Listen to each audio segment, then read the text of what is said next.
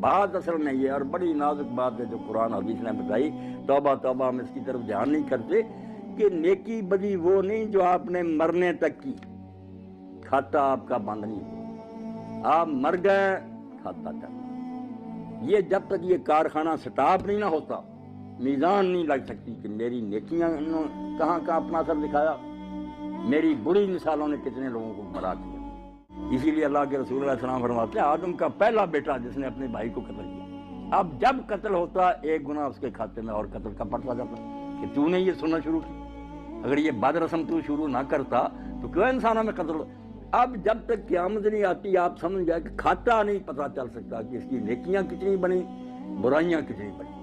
اس لیے محتاط رہنا چاہیے کہ میں اپنے طرز عمل سے کہیں اولاد کو گمراہ نہ کر دوں، میرے دوست نہ بگڑ جائیں، میرا خطبہ سننے والے نہ، میں مر جاؤں گا مگر میرے گناہ کی جو گٹھڑی ہے یہ بھاری ہوتی جائے گی۔